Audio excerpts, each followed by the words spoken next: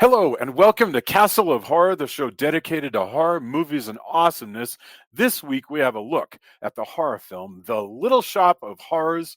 This is episode 439, and I want you to know this is The Little Shop of Horrors, the film written and directed by Roger Corman in 1960. So this is not the reboot off-Broadway play that became a cult favorite film by Frank Oz. This is the But we original. have done that at one. We did We do that one. we have indeed. I did not go back and listen to the show to see if there were any observations that might carry over to this one.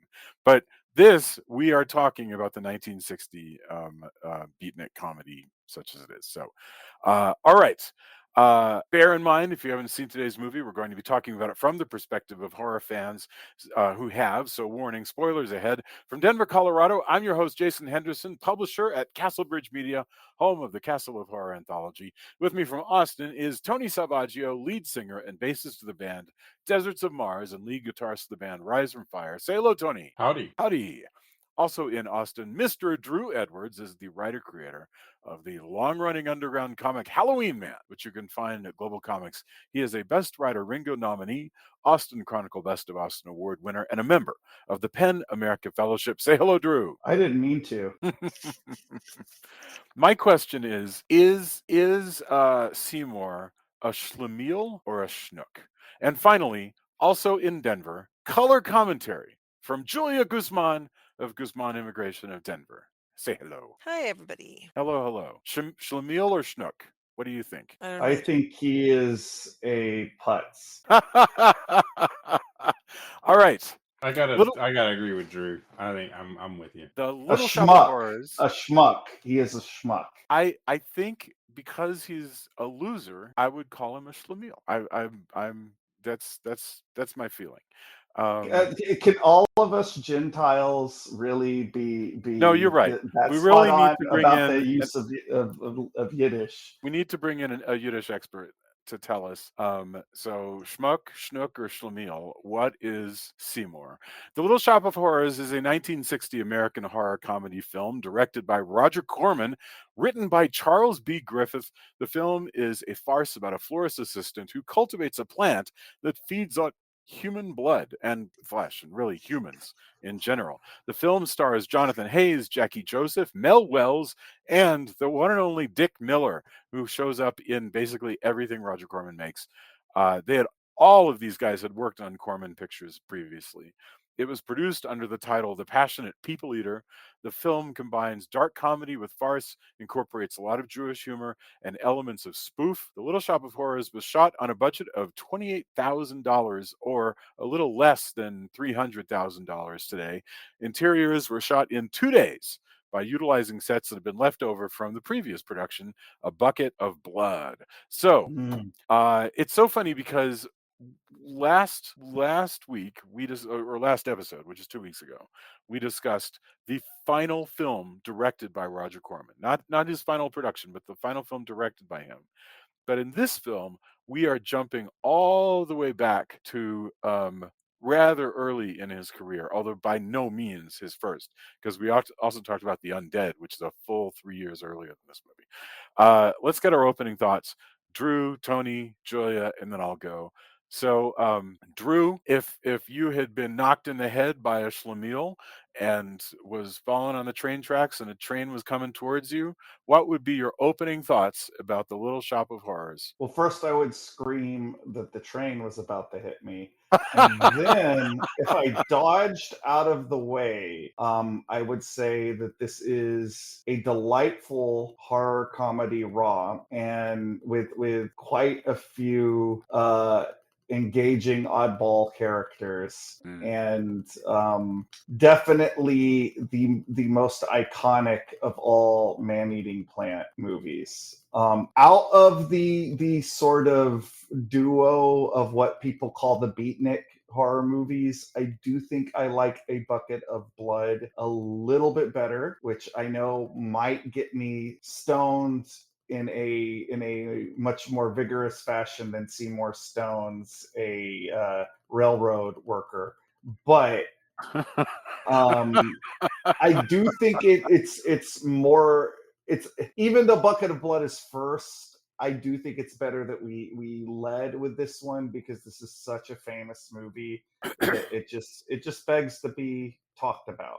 Yeah. So, I'm glad we're here. I'm glad we're doing it. Let's get those other thoughts in, because I'm Yeah. curious what everybody else came down on this one. Wonderful. Tony, what are your thoughts? Yeah, I don't think I had seen this in a long time. I didn't remember much at all. What I remember the most is right when the musical version came out. Yeah. Bargain bin video stores were flooded with the original. Yes. And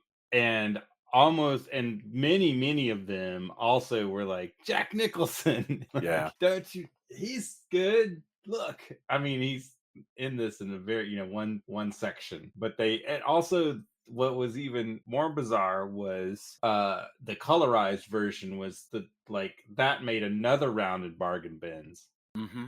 like now in color, the kind of the forefront of the Turner colorization movement. Yes. I had forgotten how slapstick this is, complete with banana slip gag. Yes. Like, Yes. I mean, it's a pretty bizarre movie. The soundtrack, everything in it is, kind of shakes you by the shoulders and goes comedy, right? Yeah. And that's not necessarily bad. It's just there's a lot of humor in the movie musical, but it's not the way this is at all. you know and I think it's fascinating, to go back to the Corman, well, Yes. part of this. But yeah, I don't know. I like this movie, but it's fun, but it also is baffling in many ways. So that's definitely your mileage may vary film. Yeah. Julia, I mean, what are your thoughts? Well, I mean, all of that, but it's also really dark. I didn't realize kind of how dark, because I think the musical, because the musical kind of is lighter, even though it's not that there's a lot of different content. It's just that you're not so focused on the darkness of it. But this is like, the torture of the people in the dental office, and it's just the fact that this guy's just like, I don't know. I somehow it just impacted me more that this plant is eating humans than Mm. it does in the musical. Oh, I agree, um, actually. Yeah. yeah, I think because, like I said, you don't have the songs to just kind of distract from it. But yeah, it is. There's definitely slapsticky. Jack Nicholson is just so weird in this movie. Like, it's a small part, but it's very bizarre and memorable. And yeah, the I think the other performances are fine, given that how quickly it all turned. It's all given how quickly it's all turned around, and like the 2-day filming or whatever, and Roger Corman just being like, okay, go, go, go. It's pretty well done. When you consider that. Thank you. I agree. Actually, I mean, one of the interesting things that I was reading about how this was shot is that they did a fair amount of rehearsal and then shot, and they shot most of it. Is written to take place inside this flower shop It's with a few because it scenes. it's because it was cost him less to hire the actors for 5 days than for 2 days. Because if you hire them, it's kind of like when you rent a car. If you rent a car for a week, sometimes it's Yes. cheaper than it. That's what it was. He was like he could get them for 5 days cheaper than he could, or at the same price. So he I think rehearses them it was for like three basically the same days, price. Yeah, like a exactly. play, like a Yeah. play, and that's and it's and the script is harder to do than a straight drama because it is so full of gags. I mean, this script is like something out of Mad Magazine, really. I mean, really, literally, it is like something out of Mad Magazine. Seymour himself, with his hat and his scarf wrapped around himself, which can't possibly be necessary in Southern California, and his jacket, he looks like a character from one of the early Mads, like a goofy guy who's afraid of monsters in a haunted house. I'm literally thinking of a horror thing that Mad did early on with a Well, character that he looks feels like. very Jerry Lewis as well. Oh, for sure. Yes. And there's a Exactly. gagginess of it that's similar to like a TV program by Jerry Lewis. I mean, like, think about the gags that are in here. Dick Miller shows up as a semi well-to-do guy whose thing is that he eats flowers. This is He that actually is did eat the flowers, by the way. that's a weird gag. I mean, that's a very I love strange that gag. in this movie about a man-eating plant, they also have a plant-eating man though. Yeah, Yeah. it's so strange. It's so strange that I can't even quite figure out, like, the gag is the gag. There's nothing more or less than what it actually Well, is. But it's if shocking to me that it's there. if you're gonna call it beatnik comedy, to me, that's one of those things that Yeah. just feels like, man, we're not conforming. Like, look, Right. he eats the like that feels so 1960. Like Yes. the way the gag plays out, how it like that's one of those things where I'm gonna show. And here's another gag that you would see in this era that just is a thing that happens that feels like the vibe of that era. Yes. That's it. Like it's hard to explain until you watch a bunch of clips together and then you go, oh wow, yeah. It's a really strange gag. I gotta say that we should, you know what, I'm sorry, I just started talking. We should actually start working our way through the story, and we can come back to any of the gags. So first thing I wanted, so we open up in the flower shop of Mr. Gravis Mushnick. Now, Mushnick is played by Mel Welles, who was the most memorable part of the movie The Undead. He played, and now I'm forgetting the name, but he was the gravedigger, and he was the one who was constantly Smolkin. okay, Smolkin, and he was constantly singing twisted, dark mother variations of Mother Goose rhymes and stuff like that. Um, he's here in a completely different role, looking different and sounding different, playing Mr. Mushnick in this very sort of, again, very Mad Magazine-y, um, Well, also very borscht built. yeah. This Jewish immigrant accent thing that he's doing, that he said that he amped that up from where the script was, because he was like, I thought it would actually be kind of funny to be one of these guys that I grew up with, and I think it would be funny. So his sentences are often backwards, and it's wonderful. It's really neat. There's a lot of, by the way, language that, because the other person who's in this little flower shop, there's Mr. Mushnick, who is a greedy, self-centered son of a bitch who is taking advantage of his employers, but as he'll point out, barely scraping by. Comes from a long line of florists, and he hates flowers. So also in this shop is Jackie Joseph as Audrey, and she is a burst of sunlight in this world. I She mean, is just a delight. she's Agreed. sweet, she's pretty, she's funny, she has a nice voice, she's she's hopeful and positive in a world that is not very hopeful or positive, and it's a neat character. I mean, it's a neat character. The funny It, thing yeah. is also with the musical version, the sort of hyper real sort of Jane Mansfield version of this character. I had forgotten that Audrey in this film, was a brunette, Yes. and yet there she is. There's no significance to the hair change, really. I just, No, it's fair. something Yeah. I completely spaced. I remembered, and I've seen this movie relatively recently because Joe Bob Briggs did it Oh, really? like a year or so back on the Oh my last goodness, I got to drive-in. see So that. it's a great episode. But because you know the musical from the 80s is my Mhm. wife's favorite movie, so it might just overpower that. But I just remembered Audrey being a blonde, despite the fact that I Well, had look, there's seen no this knocking movie. it. That's a really good Yeah, play and a really good yeah, movie. I mean, yeah. Alan Menken is a wonderful composer, and Howard Ashman knew what he wanted to do. That's good. And the girl, Ellen Green, in the 1986 one, yeah, she turns in her own performance with the breathy voice and the this sort of tight, butt Well, shaking walk and everything. it's a very 50s blonde bombshell type Yes. character, But and this girl is more just a down-to-earth girl who's working in a flower shop. Yeah, I mean, she's a girl. She's a girl next door. If you lived in that where you lived with Skid Row. yes. And so like Seymour, we haven't really explained too much yet, but Seymour is in love with her, and we're in love with her. As she's, you can totally see why she's the brightest spot in all of Skid Row, in Seymour's imagination, and in the world of this film.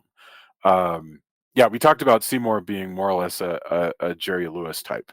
The neighborhood is not very populated in this movie because there's not a very big cast, but we have, and they say that they're not getting a lot of business, but we do get Dick Miller coming in because he's looking for flowers to eat, which is Well, and funny. there's also the woman that is Yeah, City Shiva.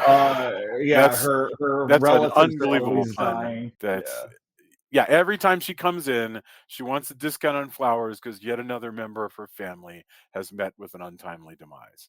That's such a weird bit. I mean, that is such a strange bit that they just keep doing. And Well, and one of the relatives is the child of one of the dragnet cops, and he's like totally that's unfazed by also it. played for right. Super weird. Nothing in this movie is played straight. Like there's no I well, I guess that's not completely true. But that's when you know you're in a true farce. That doesn't there's no meaning to It's that like, how at are your all. kids? Well, one of them died. What did he die of? I can't remember now. Oh, I can't. Playing with matches. Yeah, one of them died from playing with. And he says, "Them's the breaks." That's the So, all break. right, the cops, the cops are a very, very, it's funny. I like this movie a lot, but the cops are a really ham-fisted parody of Dragnet, and it's just like Tony. You know how like when we watch a movie, at something weird, and they play a movie from the '60s, and there's somebody who's supposed to be Lyndon Johnson. They don't show his face; they'll just show his boots on the table, and he'll say some stuff with a southern drawl, and you're supposed to go, ah ha ha, Lyndon Johnson. That's what's going on here. You're supposed to go, Dragnet. That makes me laugh because I Right, recognize it. And right. There's I wonder how that plays to people who never see Dragnet. I know, I no, no, know. and that's Right. why things that aren't like there's a lot of new movies you'll see, and they'll the way they use slang and the way they use shorthand for things is fun and cool in the moment, but it's not necessarily. There's a bunch of that's not going to be timeless, right? Right, right. And like it works to a degree, but it's dangerous too. And you'll see that, it's like, I mean, come on, like what does Bippy mean to what did Bippy even mean to people 5 years outside of, Absolutely. By of the way, have like you tried to watch the Maltese Bippy? Let me tell you, no, no, that is no. I'm a talking about like oh the yeah, no, I variety know from show Laughing, kind of, but yeah, the laughing the stuff. the But the men the minds behind Laughing, Rowan and Martin, made a movie, at the height of their popularity called The Maltese Bippy, which is ostensibly a comedy that, if I recall, involves it's an old Dark House movie. Okay, it's yet another sure. old Dark House. But I tried to watch it 25 years ago, and I found that it was a almost laughless comedy. Like I so now, I now I I might was watch it tomorrow exposed and find out I was wrong, and then it's brilliant. I don't know. I was But, exposed to a bunch of that because we actually, when I worked for a game company that did casino games, we did a laughing game, ah, and we watched a lot of laughing clips because one of the rewards is you unveil a clip and then things happen on the casino game. It's like yeah. basically just you win money and the laughing clap thing happens, and it was like a lot of it felt like I kind of knew it, but I can't imagine like even showing Gen Z laughing. Like there's stuff that's probably there's stuff that's still funny, but there's so much of it's like I mean sure there's plenty of 80s stuff, but there's a especially in the kind of beatnik comedy era of this film too. Like there's just a bunch of stuff it's a hyper laser focus of a time. Yes, and it's not that. And by the way, I always make this argument. I was like, I like stuff that's dated. I want stuff to be more dated, not less dated. But this is is what you get when that happens, which is the movie becomes a curio and not necessarily something that you can experience straight. I mean, Well, I you think there's stuff here that is Right. like, yeah, the Dragnet stuff is going to fall flat to a contemporary audience, but I think all of the weirdness with like the other characters probably works well, like like a sadistic dentist, like that's something that yes, still boy, plays, what a and then brilliant idea, a right? masochistic, yeah, a masochistic dentist Sadistic patient dentist and is, right, that's a yeah, really funny idea. it is a Oh funny yeah, idea, absolutely. yeah. Okay, so quickly into the world of the movie comes a strange plant because Seymour is going to earn his job because he's wasted a lot of money and and Mushnick's making no money. That Seymour has cultivated, like literally crossbred a plant to create a new plant, and it is a little sort of Venus flytrap kind of thing. I just point this out because in the remake, the at least the I '80s mean, Green movie. Mother from Outer Space. Yes, that's right. Thank you. I totally forgot that there was a song about that. Yes, it was after this eclipse, and he finds an alien plant. But in this case, Seymour really is an amateur botanist and has made he's crossed some things and he's come up with this really fast growing and very hungry Venus flytrap that he calls Audrey Jr. And he quickly works out that it wants blood, and so he starts poking his own fingers to feed it blood, and it starts to grow. And that's when new people start to come into the movie, such as these girls from the university who want to build a Rose Bowl parade float, and eventually, people who are there to just see the amazing plant because Dick Miller says, if you have a cool plant, people will come to see it. By the way, what a crazy idea. But yes, if you have a cool plant, people will come to see it and then they'll buy other plants. I love that that's a premise that we just have to go with. No, And that's I think that's legit. That if you have something weird in your shop, people will come to see it and buy other stuff. certainly more than if you don't. That's true. Yeah. That's absolutely true. Yes. There's even a very sitcom-y kind of concept of this prim woman in like this very Candice Bergen-y kind of getup who comes in and is going to give away a and give away a trophy for the best plant, and they're going to give it to Seymour. So that becomes another As long as the another blooms plot happen. point. Yes. But what most of the movie comes into here is that Seymour quickly works out that he's got to keep this plant fed, and Mr. Mushnick is sort of torn between does he cover for Seymour and the murders because it's bringing him in a lot of money. I think one of the funniest things about this film is that Seymour is a lovable guy. He really is this lovable, loser, and yet Unlucky man. he's He murdering a lot of accidentally people. well, but he accidentally kills some of them. Yes, I suppose The that's true. the first one, calling it a straight up murder, It's not a straight up murder. You're is right. it's Yeah. it's manslaughter is what it Yes. is, and I'm not trying to belittle No, you're right. It's a very scary scene, by legality. the way.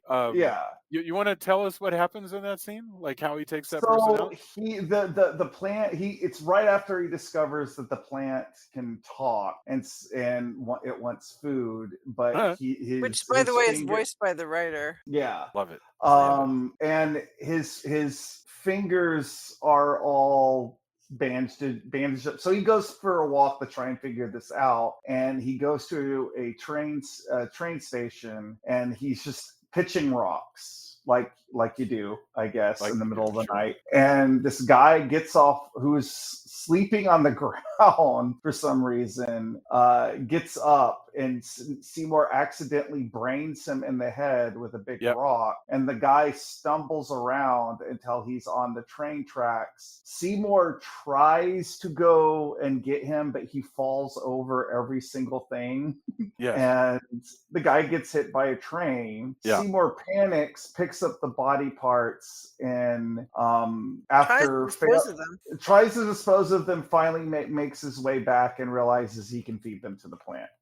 Right. And so I'm And reading the IMDb, and like everything that happens, it's like they just managed to talk people into letting them use things. So like the train, it says that he managed to talk the train people into backing away from the actors so that they could run it the other way and make it look That's like an amazing effect. I and just got to say yeah, that, and Julia spotted it. I was like, how did they do that effect? I thought maybe it was well, it's the a same. composite. That's what I they thought always maybe it was a do. composite effect. It's what they And always do when they T-bone cars and things too, is that they just back away, and then run it forward. But the other one was that it said that he just talked somebody, like a funeral home, into letting him use a hearse with a coffin and an actual body in it.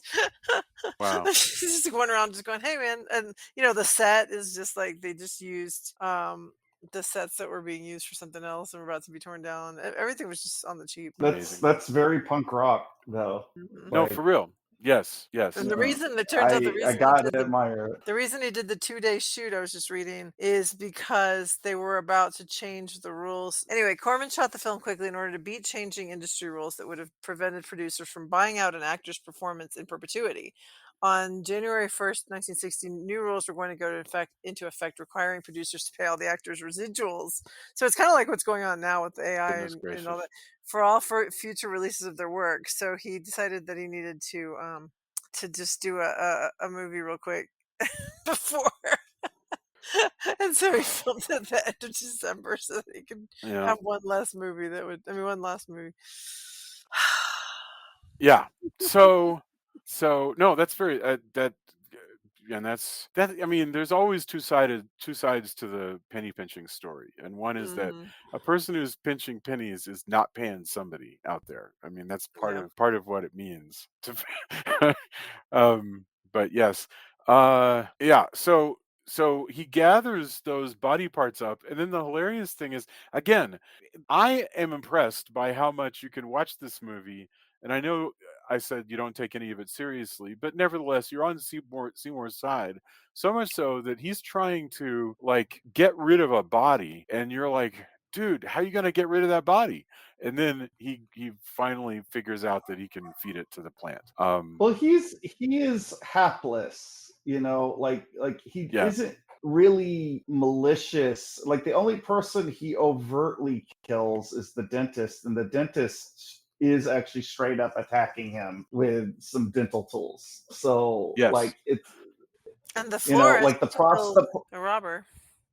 The florist does kill the robber. That's self-defense, I would say. The Sure. the prostitute the prostitute's an is accident. killed because, well, also Seymour is hypnotized because Audrey That's right. Jr. has Dracula powers in this. Right. So. That was so weird. That's there's also I'm going to say this, and it sounds like I'm putting the movie down, but I'm really not. There's an element to this where you just get the impression that they're making this stuff up as they go along.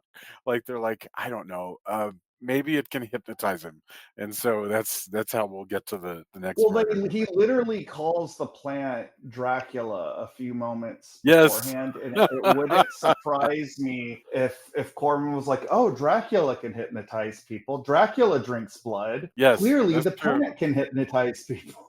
That is just so funny that it suddenly can do that. After the, if in a bigger budget thing, you would expect it to also start like just taking its roots and like starting to walk around, like the Well, that is would what be happens in the remake. yes, it does. That's absolutely right. Yeah. Oh man.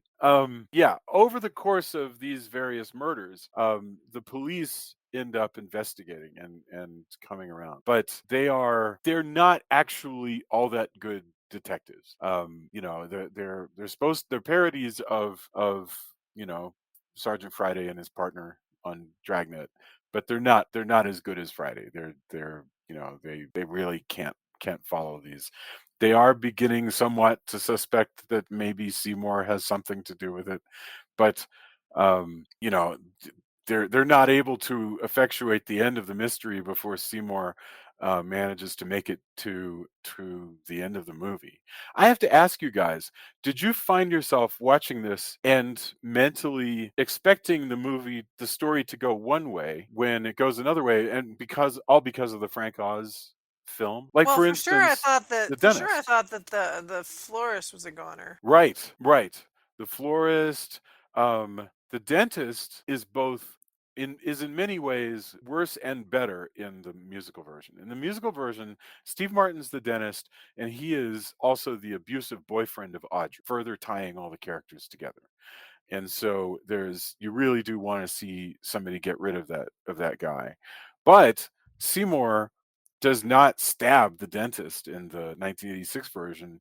The dentist manages to accidentally kill himself with the laughing gas. So it's a totally different. Whereas here, Seymour and the dentist are fighting. Seymour protecting himself, and they duel with dentistry tools, which is kind of a funny gag. And he stabs it. So that's And then he yeah. proceeds to go ahead and work on Jack Nicholson's mouth because Jack Nicholson clearly just wants Boy, the that's a weird torture. bit. Oh It my was God, so weird, that the is whole so masochistic weird. thing. Yeah, and I That's that's kind of just Nicholson. wondered for the if fact. Jack Nicholson wasn't acting. Yep. He's so good. He was so good at playing just a weirdo who's and a masochist. And he said Well, in did his you interviews, notice even Hmm. the magazine he was reading said Pain yes, on Yeah, it? It yeah, was Pain magazine. yes, and he's reading headlines from it and yeah. stuff like that. I Yeah. What mean, does that he is say a in pretty interviews? good I'm sorry, I gag. didn't mean to Oh interview no, it's all or right. Go interrupt. ahead, Tony. Yeah, I mean that is a pretty good gag of a guy. You can imagine him going to various dentists, like, no, no, no, for sure have a lot of problems. Like Oh my God. He said that he that is the wasn't sure thing. he was going to get the job or keep the job. And so he tried to basically do it as over the top and odd and make as many odd choices as he could with his face and with with the way he said the lines and everything. And he does. Like Jack Nichol's in like one scene, and Yeah, it's a very Crispin Glovery kind of it's a performance. weird performance. It's very Yeah, strange. that's astute. Yeah, Yeah. but it is funny too because of everybody who's in it, he was the one they keep like. It's like all the Trick or Treat covers that have either Gene Simmons or Ozzy Osbourne on like Yes. featured, Yeah, and you're they're right. just cameos. But like Yes. I clearly remember them really trying to hype the Jack Nicholson part. Yeah, you would On have thought on the Nicholson played Seymour from right some from of those those I few boxes. covers. absolutely. I actually thought that might be the case. I never saw this. I never saw We this thought he movie. was the dentist when we went as we Yes, went. I expected he was the dentist, and no, he's just one of the characters. Although he's You get again very memorable because he's Jack Nicholson. But various. I mean, there was a lot. There are. I remember it featured anytime you went into a dollar store and odd lots yeah. in the area. There were multiple copies of this, and God, amongst you'd get like what is it, honeymooners, I think, and like just that era of it's just sort of kind of public domainy enough, or yes. It is that public domain, actually. No, he's talking about the bargain bins at stores that you'd go to. It would be full of stuff that was either public domain or public domain adjacent, like had fallen so far in terms of like value that you could make a $3 VHS of episodes of whatever One Step Beyond or whatever the heck it would be. I miss Well, those days too. this one has always been in the public domain because Roger Corman never copyrighted it. So strange. That's really wow. interesting. I mean, by the way, we did an episode, and I can't remember if it was before or after the switch to the better technology, so I'll have to give it a listen.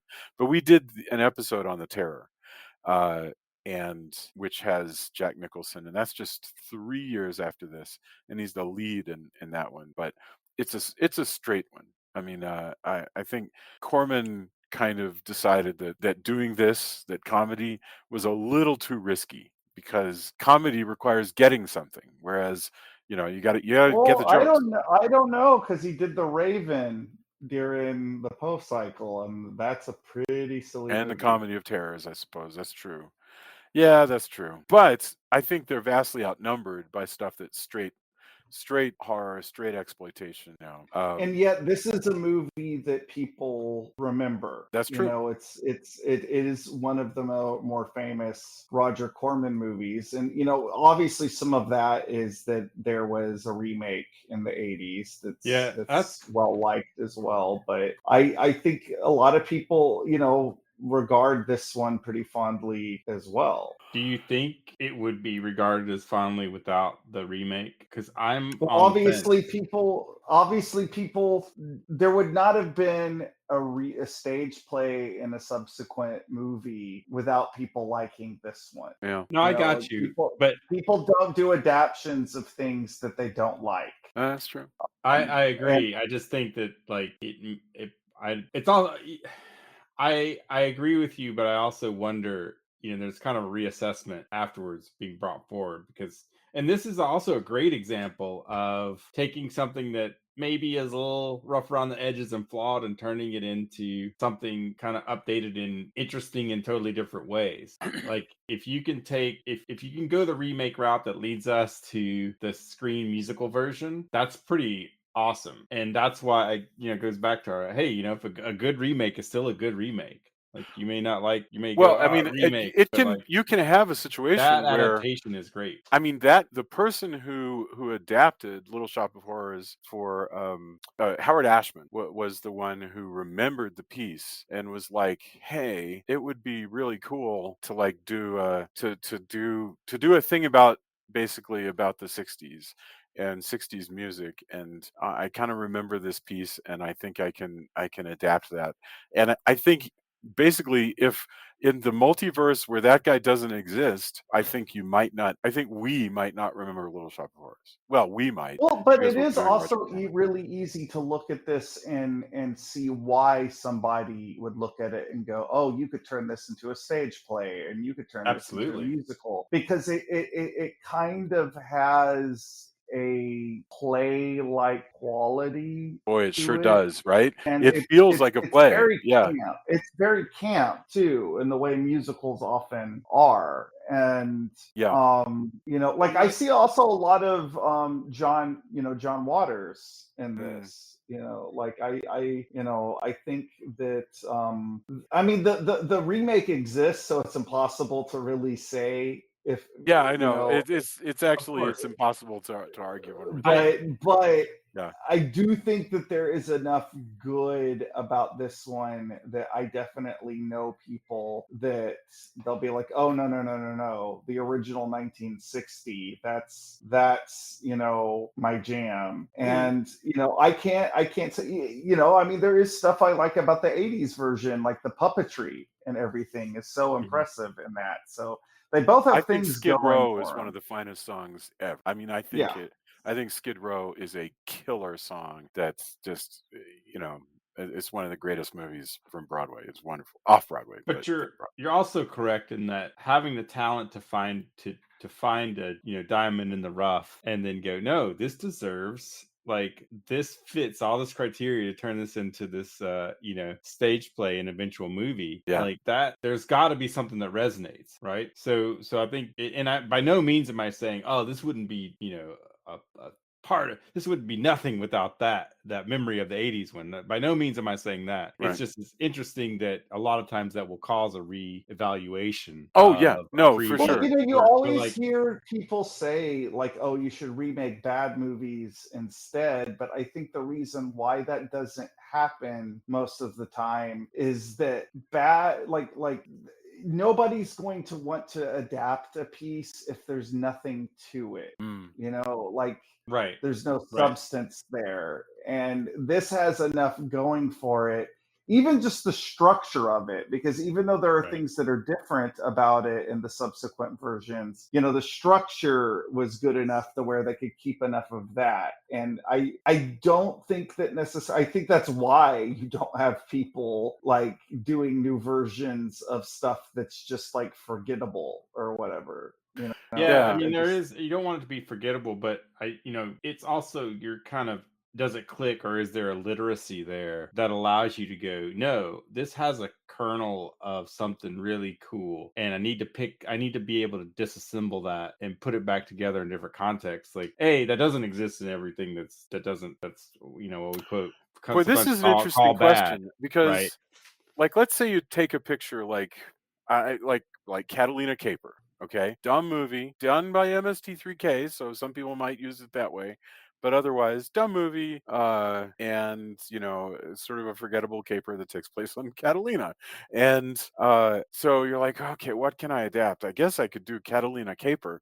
Nobody knows it. So to some extent, you're doing an IP that is forgotten. However, it's very possible, and I wish I had somebody here who has done a lot of IP, where because it's very possible to say, look, even if it's forgotten IP, it's still IP. You can still be in a meeting and maybe go, this is a good John Logan question if we I can ever know. get him back It's on the like, is there show.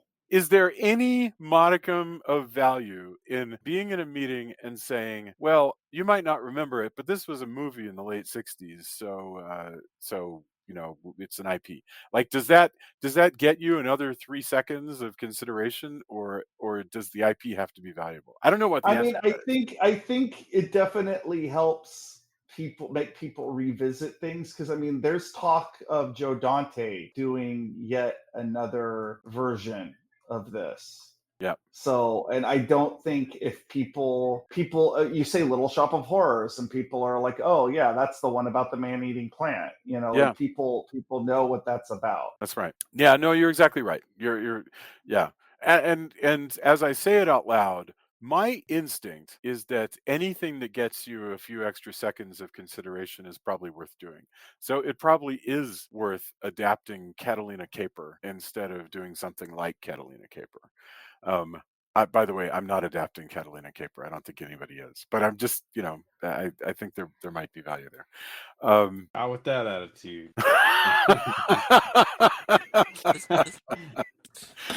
oh Again, there's man. always room for a good something. If you can take it, if you No, for understand what real. it takes to take it apart and put it back together and recontextualize it in the right way, there's room Yes. for good stuff. By the way, completely apropos of nothing, getting back to Jackie Joseph, the beautiful Jackie Joseph as Audrey. She's the voice of Melody on Josie and the Pussycats, the cartoon. I think that's super That's fun. adorable.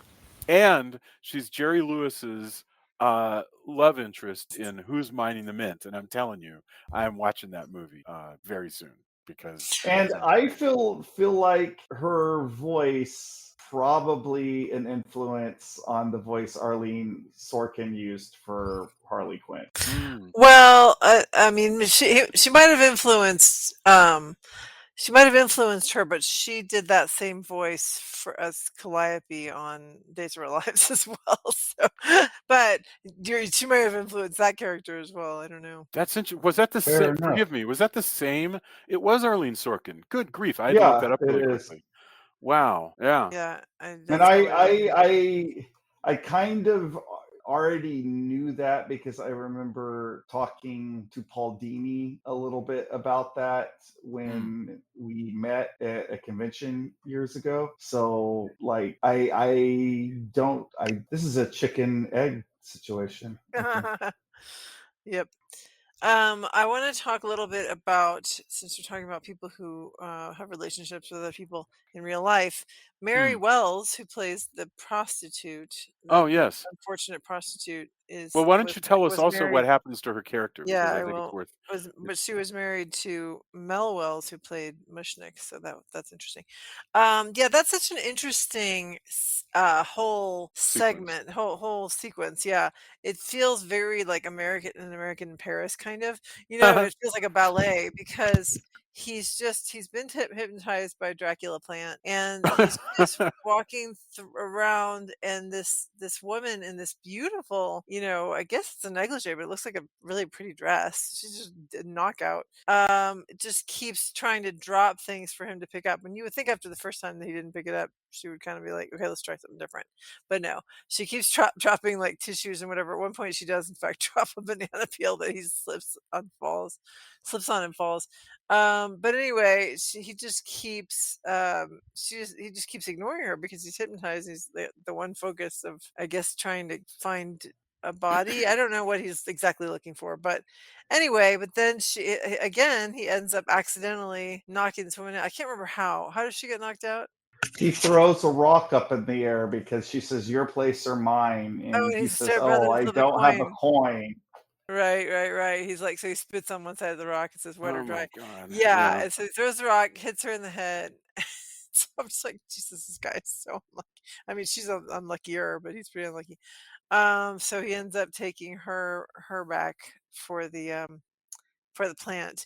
And just I know we're going to get around to it, but just the fact that the plant blooms the faces of all the people it eats is just so That bizarre. It's freaked so me bizarre. out so much as a child. So Like bizarre. the first time I saw this movie, it didn't occur to me at all that it was supposed to be funny because I was so It's unnerved disturbing. No, It it's was by freaky, man. disturbing. Drew, do you think this is the first this is a trope, by the way. Faces in a creature. Faces of but is this the Yeah, it's first been in time Doctor this Who has shown too. up? Because we've seen it in other movies. But I don't know, but it's got to be one of, if right. not the. I can't I can't think of an example before this, but like, there was a Peter Weller deep sea creature movie where it showed the faces of the Leviathan. people. Well, and The Leviathan. Wow. there's Yes. a Doctor Who story. I'm not the nerd that my child is, so I don't know the Yeah. which I one mean, it it's is. a trope that There's just one starts like showing up that. eventually. Yeah. But this might be the earliest, which is bizarre because that does not get repeated in 1986. I think because they rightly think that it's really horrific. I mean, it's really, really horrific, and yeah, they're not going to do that.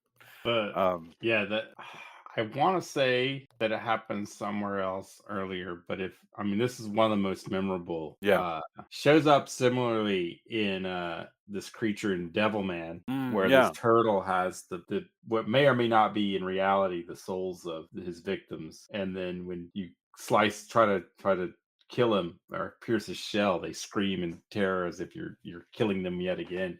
It's Good grief. really horrific.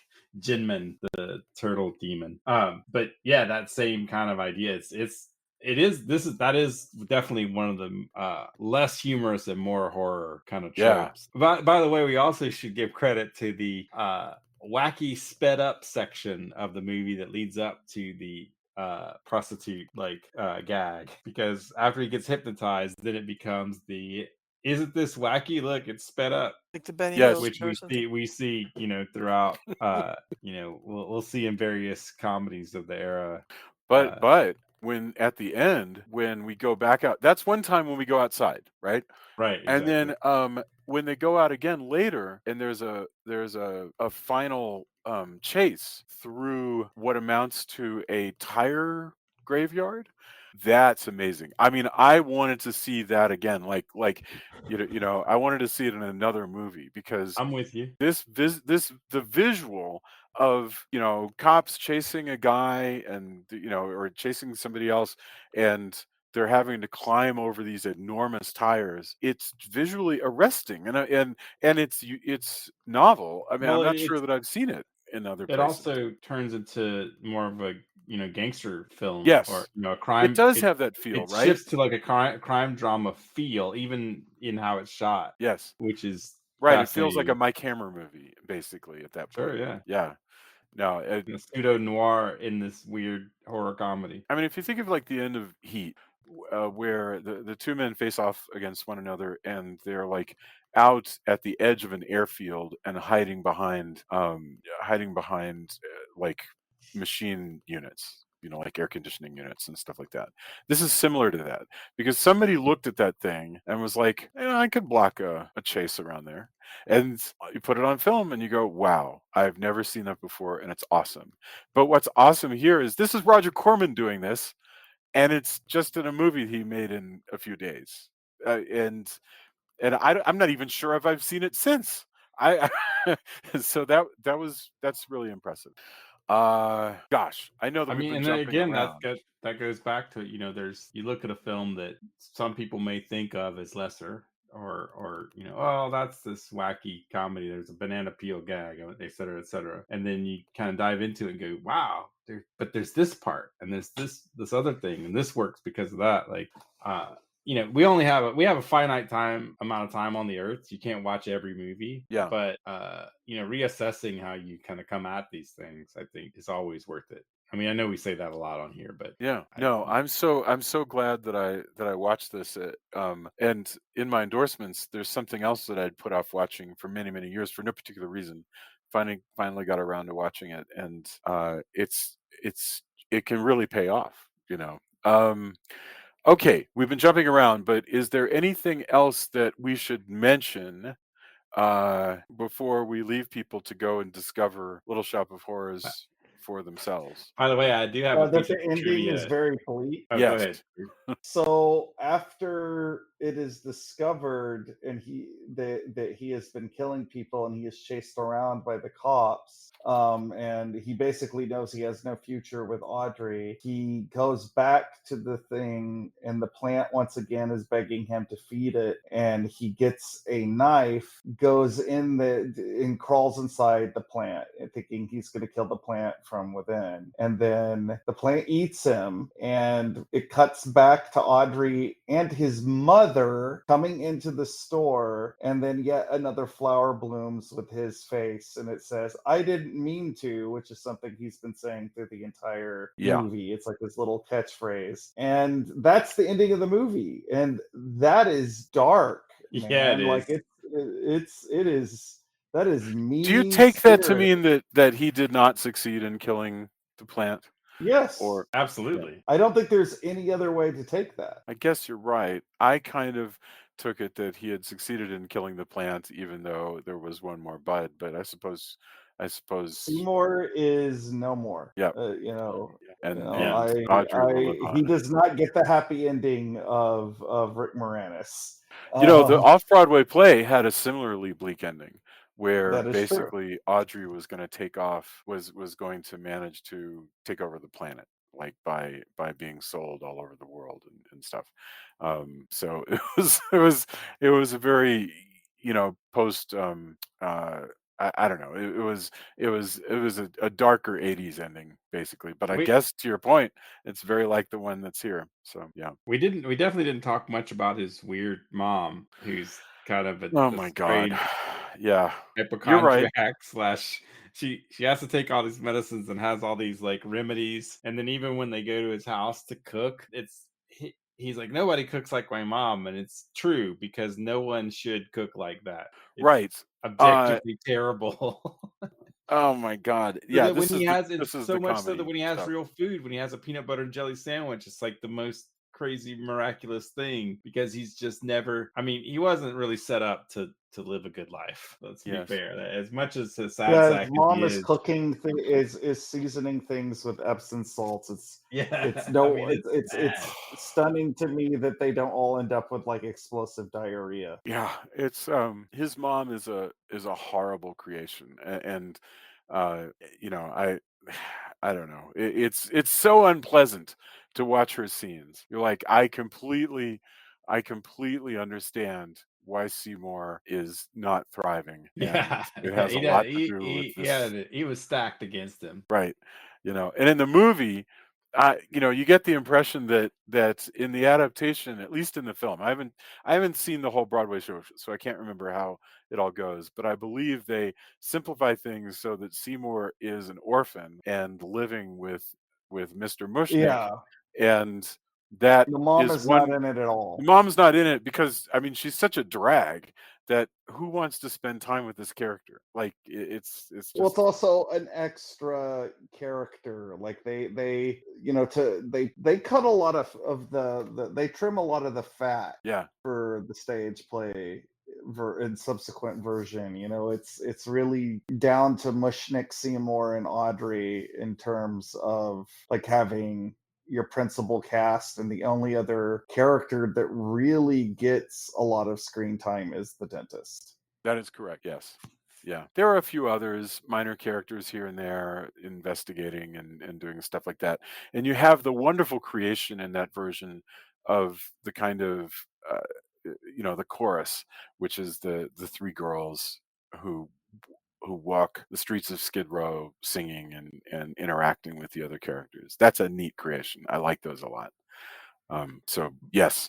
By Yeah, the way, very my bleak piece of ending. trivia is in Malcolm in the Middle, the Mm, gifted, talented kids, gifted studies kids who are also the complete weirdos, are called the Krellboynes. really? Yeah, which I had forgotten that it came from here. Wow, that is funny. But That they're all, they're all super smart and super weird, but they're called the Krellboynes, and that's really I was funny. like, oh yeah, Wow. pretty I hilarious. I Deep really cut want to do there, some right? research into that faces in the creature question, because that's going to be a new mystery for me, is did this movie invent that trope? So yeah. Is there anything else that we should touch on, or do we want to go into our final thoughts? I think we've probably hit just So about everything. I do want to mention it opens. We talked a little bit about the dragnet thing.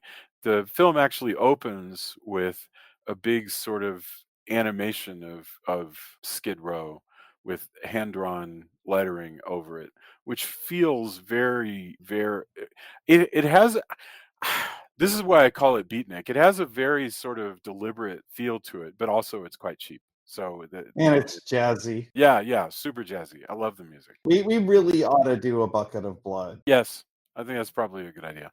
Yeah, I can't help but feel how hard this script must have been to write, because whether you think the jokes are landing or not, the fact that there are jokes like every other line makes this a very hard script to write and do, and I'm just really impressed with it. Okay, let's get our final thoughts, and then we'll come around for our endorsements. Drew, we've had a chance now to talk for about an hour or so about Little Shop of Horrors. What are your thoughts? I mean, what a fun little film. I think that when we were kicking around the idea of doing Roger Corman movies, like this was one of the ones that I had hoped that we would touch on, Yeah, and I'm glad we did, because I think it's an important part of his filmography, but also it is kind of a testament of what you can do with very little money. yeah, So, great low budget filmmaking on display here. So yeah, I'm glad we talked about it. very cool. Thank you. Tony, what about you? yeah, it's enjoyable. I mean, I don't know if it's gonna strike it. I don't know if it's gonna hit for everybody, but I like it. It's also just a really cool movie to compare and contrast. And I, again, like Drew said, it goes back to Corman being able to shoot these kind of guerrilla low budget. Well, here's the budget I have. Okay, can we do this? Can we Yeah, convince a guy with a train? Can we shoot on this set that's gonna, and the flip side, sadly, how can I get these actors for cheaper? yeah, Much like that part again is not so great as a worker. But all of that is part of what makes Corman Corman, right? Why yeah, he's kind of both respected and also, oh wow, that's how he built this kind of his film empire, if you will. Yeah, it's got. I mean, there's a lot of great performances, and people like actors, show up, and there's just everything we talked about. Like I think it's well worth going back to.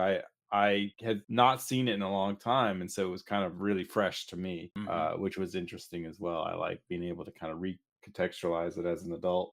So that's kind of neat too. And also we kind of, if you want a good 1960 time capsule, this is great there too. Excellent. Thank you very much. Julia, what about you? Yeah, I don't really have much to add. I think we've covered the bases on it. It's enjoyable, but a little bit disturbing. More disturbing than I thought it would be. Excellent. I All think right. I think that's a good enough endorsement for a lot of movies. Yes. Hmm. Enjoyable but a little bit disturbing is kind of the path.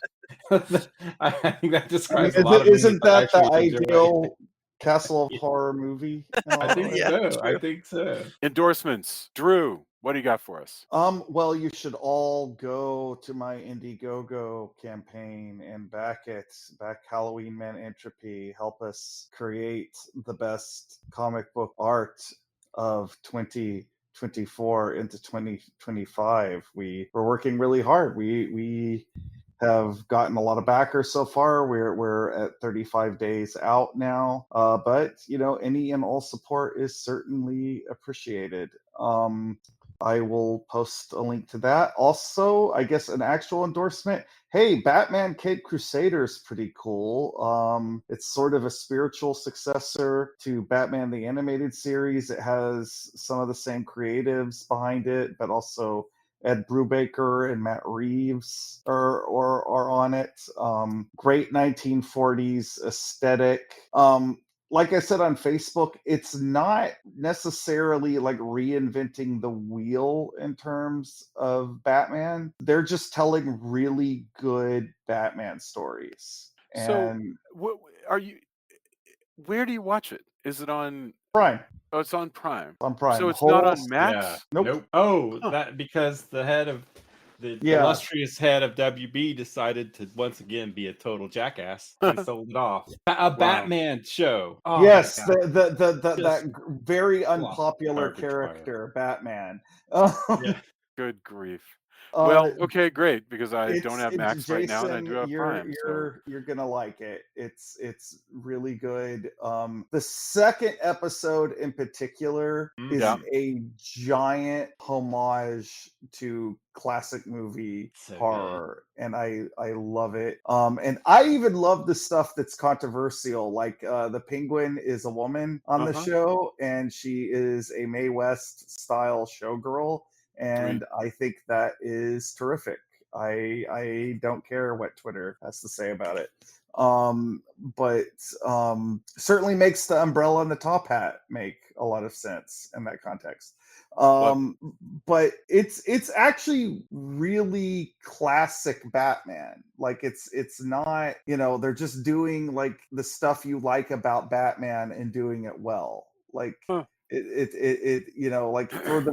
for some of the variations, because like Harley Quinn is quite different on the show from what you think of, and the Penguin is obviously different, but that's okay. Like the traditional versions of those characters are not going anywhere, and you get this actually very traditional version of Batman doing a lot of awesome Batman stuff. So I really like it. And it's gorgeous to look at, and it just makes me happy. So, and it made me remember that I like Batman, because I get in moods where I'm like, Batman, I'm tired of Batman. And I feel you. Yeah. And then I watch something like this and I'm like, no, Batman actually kind of rules. And Bam Biff Pow, Batman. Okay, that's sweet. Crusader. I will Watch it. definitely check that out. That's awesome. Tony, what about you? What do you got to endorse? First, I am gonna mirror Drew. Like, yes, Jason, you need to see this. It's really good. I saw clips and was kind of like, yeah, that could be cool. I'm down with this. And it's 30, so he's doing more detective work, which I always like. I always prefer I'm gonna do detective work, and going out. And it's a weird dichotomy because it combines this Detective Batman 30s era Detective Batman with I also will go out and really punch a lot of bad guys. Like he's doing a lot of bad guy punching. He is rough and tumble. He's not nice, and it's kind of weird to see that. In usually they're kind of separated. The hard punching Batman is often seen as more modern. So kind of combining that's interesting. And having the to do the on the ground detective work. Like I always dig on that. So I'm with that. I also saw there's a movie that a lot of friends of mine liked that I finally got to check out called She Is Conan. And I don't think it's a movie for everybody, but I think visually and there's a lot of storytelling elements that I think are fascinating. It's Conan with two N's, and so the name Conan doesn't have a lot to do with the Conan we usually think of, and certainly far from. It's a lesbian woman with clipped. It's like kind of a time over time kind of piece. There's vignettes throughout her lifetime, but it is a strange and surreal. If you like surreal cinema and want to see something different, I've seen some criticisms say, oh, it's too disjointed and That's and it because the way it's told is I could see where somebody would say that. But it's a fascinating work. And I understood why I missed it at Fantastic Fest and just kind of caught up with it. Or was it South by? I can't. Friends of mine had seen it and were recommending it for a long time. I finally caught up to it, and it's streaming now. I thought it was really interesting. You kind of have to be in the mood to really sit down and kind of take it in because it is fairly surrealistic, but Okay. it's interesting. I thought it's just, to me, it's cool, like people taking chances and really putting stuff out there that, subverts the norm. Not everything will work, but I thought that was really cool. Thank you very much. Julia, what about you? Well, as usual, I'm going to endorse a movie that does not need my endorsement, which is Deadpool and Wolverine. Super fun. But also Trap, which is the newest M. Night Shyamalan movie out in the theaters. It's fun. I saw the trailer and I was immediately just like, yep, I have to be there. Yeah. Josh Hartnett playing a dad who takes his daughter to the concert of a character played by actually M. Night Shyamalan's daughter, and at the concert they've set a trap for this serial killer or whatever. Anyway, it's a really fun suspenseful movie. Lots of, I wouldn't really say twists, not in the usual M Night way, but just it's a fun ride, I think. So I think you enjoyed it too, didn't you? Oh, very much. Yeah. And I was also so excited that Haley Mills is in It's the a FBI supporting lady. role. I mean, Hmm. through the whole film, she's an important role. It was really cool to see Haley Mills back. So that Yeah. was cool. Yeah. So much so that we went home and then watched Haley Mills in A Parent Trap. Like Fair. clear on the other end of her career. So But that I was thought that Deadpool and Wolverine was so fun. I just had such a great time. I was grinning the whole time. Had the biggest smile on my face. that is cool. That's awesome. All right. My endorsement is a movie that I read about many times in books like the Starlog Guide to Spaceships and stuff like that, but I'd never seen Rocket Ship XM. And because it was this sort of early sci-fi film that people would always mention, but I'd never seen it, and it starred Lloyd Bridges, and it's just about a manned trip to the moon, and they get knocked off course, and they wind up going to Mars, and they discover secrets that lead them to want to bring back a warning about Earth's misuse of atomic power, blah blah blah. But it's a lot better than I expected it to be, and it has an ending that I was shocked by. Like shocked. Like no way was I expecting that to be the ending of this movie. So I just have to say I was blown away by the ending of Rocket Ship XM. And I'm so glad that I finally watched it. And it's one of those movies that I finally just sort of got to check off my list. So that was cool. And there's an Awesome. MST3K version if you want that too. So all right. That brings us to the end of our discussion of Little Shop of Horrors. We will be back in a couple of weeks. God only knows what with, but I don't know. We have not discussed what comes next at all, but it promises to be interesting, whatever it is. And you should come to the Facebook page. Let us know what you think, and we will be back really soon. Thank you, everybody. Night. Night.